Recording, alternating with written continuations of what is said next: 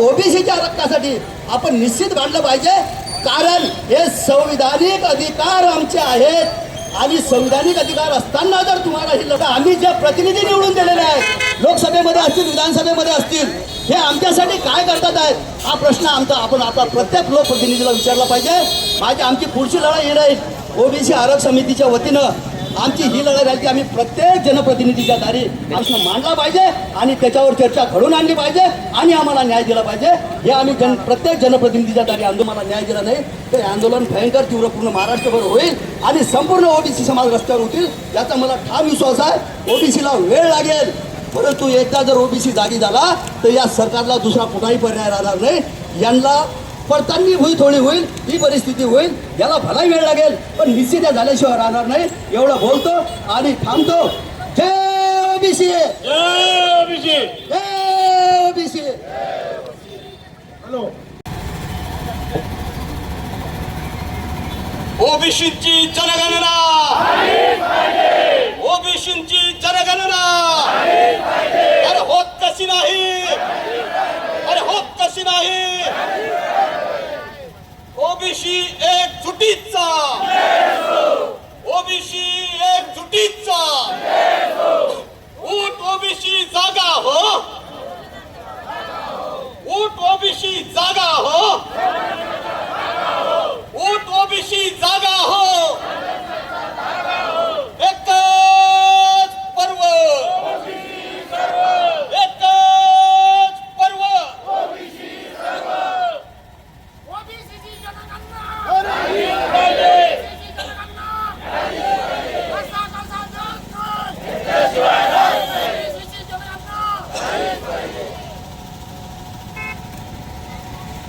आज या ठिकाणी ओबीसीच्या आरक्षणासाठी आपण निश्चित मांडलं पाहिजे, कारण हे संविधानिक अधिकार आमचे आहेत आणि संविधानिक अधिकार असताना जर तुम्हाला ही लढा आम्ही जे प्रतिनिधी निवडून दिलेले आहेत, लोकसभेमध्ये असतील विधानसभेमध्ये असतील, हे आमच्यासाठी काय करतात आहेत हा प्रश्न आपण आपला प्रत्येक लोकप्रतिनिधीला विचारला पाहिजे। आमची पुढची लढाई ही राहील ओबीसी आरक्षण समितीच्या वतीनं आमची ही लढाई राहील की आम्ही प्रत्येक जनप्रतिनिधीच्या दारी प्रश्न मांडला पाहिजे आणि त्याच्यावर चर्चा घडवून आणली पाहिजे आणि आम्हाला न्याय दिला पाहिजे।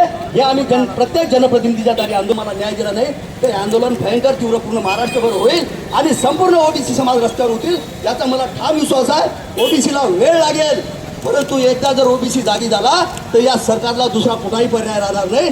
यांना पडताळणी थोडी होईल, ही परिस्थिती होईल, याला भला वेळ लागेल पण निश्चित झाल्याशिवाय राहणार नाही। एवढं बोलतो आणि थांबतो। जय ओबीसी, जय ओबीसी, जय ओबीसी। हॅलो, समाज असेल त्या समाजाचा किमान एक व्यक्ती तरी आखाडे साहेब या ठिकाणी उपस्थित आहे, म्हणजे ओबीसीचा प्रत्येक प्रतिनिधी या ठिकाणी उपस्थित आहे। कारण मी ओळखतो सगळ्यांना, मला कल्पना आहे कोण कोण या ठिकाणी उपस्थित आहे आणि हा अत्यंत आनंदाचा क्षण आहे की ही एल्गार जो आहे आखाडे साहेब तुमच्या उपस्थितीमध्ये अकोल्यामधून सुरू होत आहे, माझ्या जिल्ह्यातून सुरू होत आहे। तुमचं स्वागत आहे। दोन मागण्या आम्ही त्या मिटिंगलाही ठरवल्या होत्या, आज पुन्हा तुम्हाला सांगू इच्छितो की अत्यंत महत्वाच्या आहेत की जात करण्यासाठी कोण नेमकं पुढे घालतंय हे तर माहित नाही, कारण की असं मला जिथपर्यंत माझा अभ्यास आहे तर इंग्रजांनी एकदा 1932 मध्ये ओबीसीची जनगणना 52% सांगितली आणि आजतागत प्रत्येक 10 वर्षी झाल्यानंतर ज्यावेळेस सेन्सस होतं त्या वेळेस कोणी कुठल्याच आपल्या या म्हणजे काँग्रेस सरकार असो का ही सरकार असो तर सरकारपेक्षाही कुठली एक यंत्रणा आहे की त्यांनी कधी ओबीसी जनगणना केली नाही आणि नेमकं हे काही गमक कळायला मार्ग नाही। कारण की महाराष्ट्रात आज जर आपण म्हणजे वरवर पाहता तर जवळजवळ 300च्या वर समाज हे ओबीसी मध्ये येतात आणि भारतामध्ये जर आपण लक्षात घेतलं तर 3700 पर्यंतचे समाज हे ओबीसी मध्ये येतात आणि जे इतर व्हीजेएनटी एसबीसी वगैरे जे आहे हे सुद्धा केंद्रामध्ये ओबीसी मध्ये येतात। एवढं सगळं असताना ज्यावेळेस हे लोकशाही आणि जेवढे मत तेवढा अधिकार हा जो विषय आहे तो जिसकी संख्या जितनी भारी उतने सत्य में भागीदारी असं कधीच होत नाही। जे अल्पसंख्याक एकदम फार कमी प्रमाणात जे हे आहे तेच लोक प्रतिनिधित्व करतात आतापर्यंत 1989 मध्ये व्ही.पी. सिंगांनी ओबीसीचं आरक्षण लागू केलं मंडल आयोगाप्रमाणे, परंतु 3 वर्ष त्यावर स्टे होता आणि 1992 मध्ये हे लागू झालं. आणि तेही लागू झालं तर ग्रामपंचायत, पंचायत समिती, जिल्हा परिषद, नगरपालिका, महानगरपालिकेपर्यंत. असं जर पाहिलं तर आरक्षण हे विधान भवनामध्ये असलं पाहिजे आणि म्हणजे याला म्हणतो आपण लोकसभा, राज्यसभेमध्ये सुद्धा असलं पाहिजे. हे न करता ते गिनतीच करायची नाही. म्हणजे गमतीचा भाग तर हे आहे की दर 10 वर्षांनी सेन्सस व्हायला पाहिजे. हे जे आजची जनगणना सर्व हे 2021 मध्ये व्हायला पाहिजे होती, पण त्या कोरोनाच्या कारणामुळे यांनी हे 6 वर्ष लेट केलं. आणि हे 6 वर्ष लेट केल्यानंतर सुद्धा तो अट्टहास तोच कायम आहे की म्हणजे 2024 मध्ये विद्यमान जे पंतप्रधान यांनी आपल्या घोषणापत्रात जाहीर केलं होतं की आम्ही जनगणना ओबीसींची करू. तर आम्ही म्हणतो मैं तुम्हें भूल जाइए हो नहीं सकता और तुम मुझे भूल जाइए होने नहीं दूंगा. तर तुमचे शब्द आम्ही तुम्हाला आठवण करून देतो. आणि यावेळेस आता घरांची जी गणना झाली त्या घराच्या गणनेमध्ये 2च कॉलम ठेवलेले आहे, SC ST. तुम्ही काय आहे खाता, तुम्ही काय राहता, तुमच्याकडे फ्रीज किती, वॉशिंग मशीन किती, कपडे, म्हणजे वाहन, याची सगळी माहिती घेतली. आणि SC ST आणि इतर असा एक कॉलम आहे.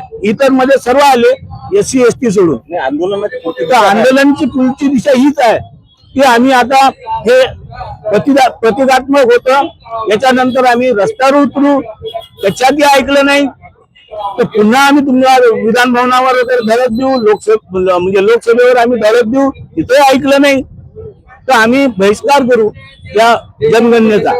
हा सगळ्यात मोठा आमच्यावर आहे. कारण की बा ठीक आहे किंवा तुम्ही जर समजा ऐकतच नाही मग आम्ही कशाला तुम्हाला माहिती द्या, आणि आम्ही माहिती नाही दिली ते जनगणना कंप्लीट होणार नाही.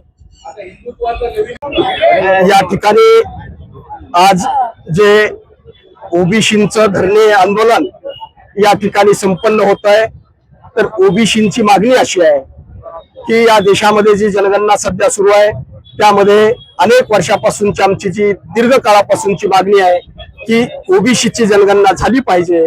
आणि नेमकं सरकारनं सुद्धा 2024च्या इलेक्शनच्या तोंडावर त्या ठिकाणी ओबीसीची जनगणना करण्याचं आम्हाला आश्वस्त केलं होतं, आम्हाला आश्वासन दिलं होतं. आणि म्हणून सरकारला या आश्वासनाची आठवण करून देण्यासाठी आम्ही राज्यामध्ये वेगवेगळ्या ठिकाणी अशा पद्धतीचे जन आंदोलन या ठिकाणी उभारतोय. आज या ठिकाणी हे जे आंदोलन अकोल्याला झालं, अशाच पद्धतीचं आंदोलन नुकतंच वाशिमला झालं आणि अशाच पद्धतीचे आंदोलन संपूर्ण राज्यभर म्हणजे महाराष्ट्रात आणि पुढे जाऊन देशामध्ये आणि जंतर मंतर आंदोलन मैदानात त्या ठिकाणी सुद्धा अशा स्वरूपाचे ओबीसीची जनगणना झाली पाहिजे. याच्यासाठी ओबीसीचे तीव्र स्वरूपाचे आंदोलन भविष्यात सुरू होते.